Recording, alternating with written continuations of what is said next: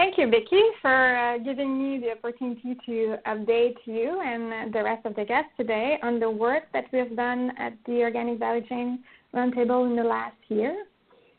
I really appreciate being with you this morning. Before beginning, if you're looking at slide 2, I would like to give you a little bit of context upon which the analysis of the strengths, weaknesses, opportunities, and threats was conducted. So the SWOT analysis was conducted for the Organic Value Chain Roundtable, also known as the OVCRT. And the concept of Value Chain Roundtable was launched in 2003. The Value Chain Roundtables are a platform for dialogue and collaboration between the federal, provincial government representatives, as well as key agricultural sector representatives. There's currently 15 Value Chain Roundtables in Canada, and their topic varies from bee health to grains and food processing. And our OVCRT, if I'm not mistaken, was launched at the same time than the Canadian organic regime, so around 2019. If we're looking at slide 3, you can see who in the Prairies are part and members of the Organic Value Chain Roundtable. And the OVCRT members work together on strategies to address regulation, increase Canadian organic capacity. They also work to support the development of markets and to help guide research and innovation. So the OVCRT, in order to fulfill its mandate, created a 5-year strategic plan for the 2013-2018 timeframe. And since the beginning of the implementation of this plan, as we know, the Canadian and international market grew exponentially, and there's new challenges and opportunities that have arose in the last 5 years. So this is why last year we decided to consult all the members of the OVCRT, as well as all the provincial and national organic associations in the country and some certification bodies. And we asked them to highlight the current weaknesses, threats, strengths, and opportunities of the organic sector. So the new Organic Value Chain Strategic Plan for 2018 and 2023, which will be published, we're estimating by the end of the summer, is based on that analysis. If you're looking at slide 4 now, so we did the SWOT analysis via survey, mainly because we were consulting people and associations across the country. And after I received all the answers, I categorized them and came up with a top 10 for each category. We don't have time today to look at the top 10 for each category, but we will look at the top 5, and we will also compare some of the top challenges and opportunities to key recent publication and see, how what we saw together is reflected in some of the key research that are currently happening. So for this particular survey, we had 25 respondents. So all the national provincial association, as well as all voting members of the OVCRT participated. So we accepted only one response per organization, and the majority of the organizations that responded already had done some analysis or had internal documentation on the sector challenge and opportunities in their region. More specifically, we know that 29% of the respondents to this survey were from the Prairies. For the purpose of the survey, we decided to divide the weaknesses and challenges in 3 different categories. So the first one is challenges that inhibits the growth on the number of producers, challenges that inhibits market access, and challenges that are related to policy and standards. So if we're looking at slide 5, challenges that inhibit the growth of the number of producers, in that first category, you can see that the majority of the challenges that restrain the growth of the supply in the country are related to knowledge.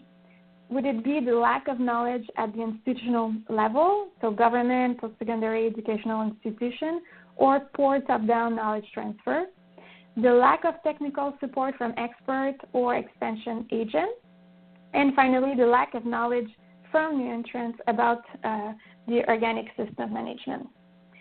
This can indicate that there are poor system or limited system in place to transfer knowledge to existing new entrants and transitioning organic growers. And this issue will not go away because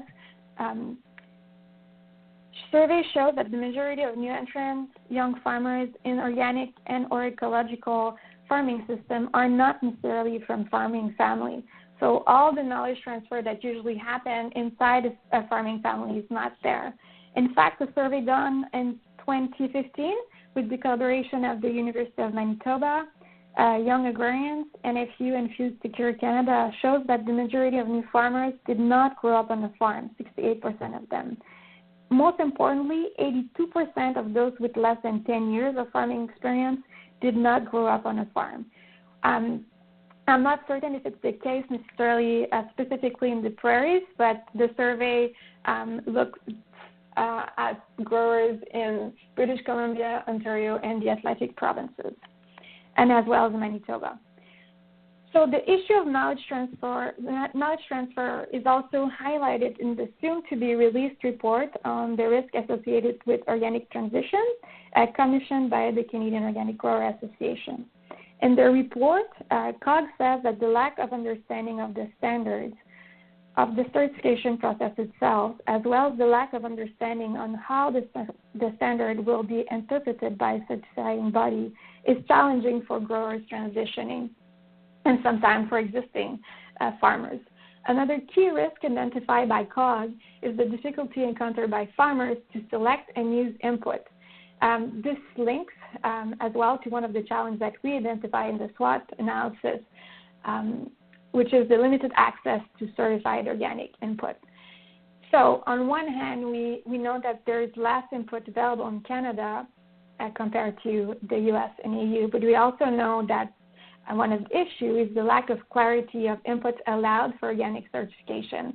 And that lack of clarity and the fact that we don't have one list, for example, of all input that are certified, it is a risk for existing farmers, but also for farmers that want to transition. So challenge that inhibit access to national markets. So we're at slide 6 right now. If we're looking at the challenges to access the national market, we have issues related to the lack of, in some regions, the lack of local regional infrastructures and distribution channels. And that particularly hurts small and medium organic growers and SMEs processors. There's also other issues specific for food processors. For example, it seems that the lack of reliable local supply can also push some food processors to privilege imported ingredients instead of local ingredients. CODA just did, I think 2 weeks ago, a testimony in front of the Senate Standing Committee on Agriculture and Forestry, and they also highlighted unique challenges to the Canadian operators sourcing organic that we haven't specifically highlighted in the SWOT analysis, and I just thought it would be important to highlight some of them. So you can see the information on the right inside of this slide 6 for your reference. Sorry. So we can see that, there is challenges related to import and manufacturing facilities, specifically for organic processors. And finally, in the challenge related to the national market, there's challenges related to consumer and the organic brand per se. There's this idea that still remains and that people are raising over and over that there's an issue with organic affordability. Although we know from some of the work that CODA did that the purchase of organic is mostly value driven, there's still challenges around affordability here. And finally, one of the last challenges related to access to national market is the brand confusion. So, the organic brand is not well defined for and understood by consumers. And we're going to see in a few slides that that's also part of other challenge for other categories. If we're looking at challenge related to standard regulation and policy, there's nothing new there. Just give me a second here. There's nothing new.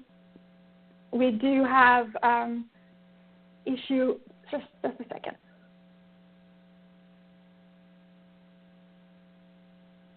There is issue those are issues that we've been discussing for the past 5 or 6 years. So, issue with harmonization of regulation. It's still important because if there's no harmonization of and regulation, there's issue with fair competitiveness across the country. We still have provinces that don't have provincial regulation or that don't enforce their current regulation appropriately. On that note, I wanted to take the time today to congratulate everyone that worked on the Supporting Local Act. The Supporting Local Food Sector Act, I'm really happy to see that now the Alberta government will regulate organic products that are grown and sold within the province, which means that now, in the next few months, I think in the next 6 months, we will have 6 provinces that have organic regulation. As we all know as well, one of the remaining threats is consistent enforcement at the provincial and federal level. It remains an issue. It remains an issue to have a robust enforcement system where complaints are treated in a timely and transparent manner. And finally, there's 2 challenges there that are related to the lack of funding of the organic system. Because of the nature of our sector, we have not yet established an organic checkoff system in place at the provincial or federal level, which limits our capacity to fund research, marketing, and also limits our capacity to fund the costs associated with the National Organic Standard Revision. As we all know, the cost associated with standard revision is really high, and our industry depends on strong, up-to-date standards to remain competitive. Ideally, we would like the government to continue to fund the standard revision, and I know that we're working hard on that front. However, the cost associated with standard revision remains an issue in the country. If we're looking at external threats on slide 8, there are 2 that are related to importation of low-cost ingredients. Processors are importing a lot of ingredients from a competitive country, and that can be seen as a threat for local farmers and can discourage some of them to transition or encourage people to stop being organic producer. We can also see on the right-hand side of the slide that importing ingredients can also be risky for processors due to import duties or current fluctuation. And once again, that information is coming from Cora this morning in front of the Senate. The other threat is linked to the confusion related to organic brand. There is many non-organic regulated labels in the marketplace that can confuse the consumer and ultimately it can hurt our brand. As we are also all aware, economic crisis can hurt commodity prices and can hurt also our industry. And currently, we have all this issue with NAFTA that can potentially be a threat to the Canadian organic context. Even though there is a lot of challenge and threats to this sector, we can see that we're still in good position. Currently, specifically in Canada, our sector benefits and general goals are aligned with some of the key federal priorities, and that's really positive, and that can lead to important opportunities for our sector in the next year or so. As stated in the Organic Market Report, we're still one of the fastest agricultural sector in the world, with a lot of potential for high profitability for growers and also for processors. We also already all know that young adults are buying organic and that they are interested in the benefit of the organic brand. So it's important to use the strength of our sector to cultivate opportunities. And if we're looking at that last slide, the opportunities that the top 5 opportunities that were highlighted are related to the idea of maintaining a strong standard, the idea of maintaining strong enforcement, and the idea as well to be the opportunity to be better at organic and brand marketing and to have better campaign and key messages to educate the public about the benefits of organic production in Canada. The opportunity highlighted there, in my point of view, are really generic, and what I wanted to discuss or maybe hear from you guys at the end of this conversation is about what kind of opportunity you would see in your own province that haven't been highlighted in this general SWOT analysis. And that for me would be really interesting to learn and know about, because I know that it's probably really different. It's not probably, it will be really different in Prairie versus Ontario or the Atlantic region.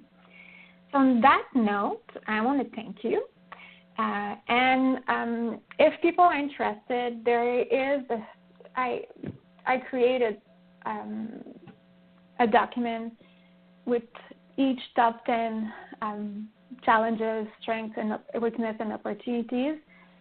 And I would be super happy to distribute that to people on that call and make sure that this document can serve not only the OVCRT, but also any provincial and national organic association in the country.